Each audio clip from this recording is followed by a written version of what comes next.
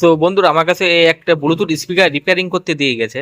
তো এটার সমস্যা হচ্ছে এটা নাকি চার্জ হচ্ছে না। কাস্টমার নিজেও একটা ছোটখাটো মিস্ত্রি।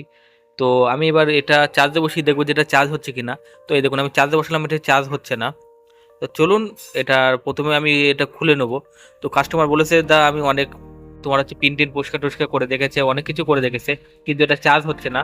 তো সবার প্রথমে আপনারা এই সাইডে এটা হালকা করে একটা টুইজার বা একটা স্ক্রুড্রাইভার, টিমাতে স্ক্রুড্রাইভার ঢুকিয়ে দিয়ে চাপ দেবেন হালকা করে, এটা খুলে যাবে।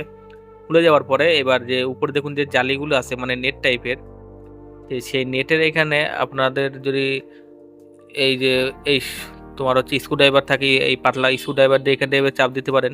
বা আর এক ধরনের যে আমাদের মোবাইল ওপেনার থাকে, সেই মোবাইলের ওপেনার দিয়ে আপনারা এই দেখুন এই ধরনের মোবাইল ওপেনার দিয়ে আপনারা এটা বের করে নিতে পারেন। তো এই দেখুন আমি এটা এখান থেকে খুলে নিচ্ছি। এবার খুলে নেওয়ার পরে এবার এখানে যে 8টা স্ক্রুপ আছে, তো আপনারা 8টা স্ক্রুপ একটু খুলে নেবেন। তো এই যে আমি ভিডিওটা কাট ফরওয়ার্ড করে দিলাম। তো এই যে আমার স্ক্রুপটি খোলা হয়ে যাচ্ছে।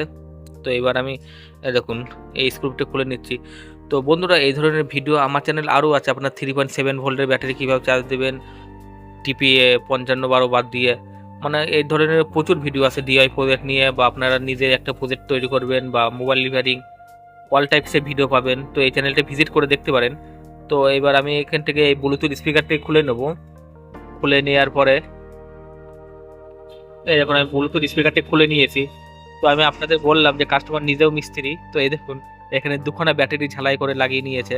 তো এবার বলুন এই দুখানা ব্যাটারি দিলে কি এই বিয়ে মানে এই বোর্ডের যে চার্জিং সেকশন আছে সেটা কি কাজ করবে ঠিকঠাক?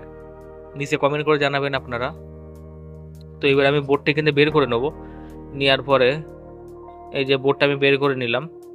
বের করে নেওয়ার পরে এবার আমি এখান থেকে দেখবো যে এখানে কোনো সমস্যা আছে কি। তো আমার মনে হয় তো এখানে কোনো সমস্যাই নেই, মানে পিনটা চকচক করছে।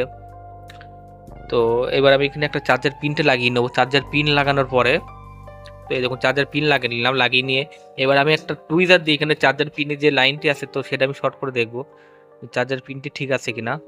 তো আমি শর্ট করে দেখলাম এটা ঠিক আছে।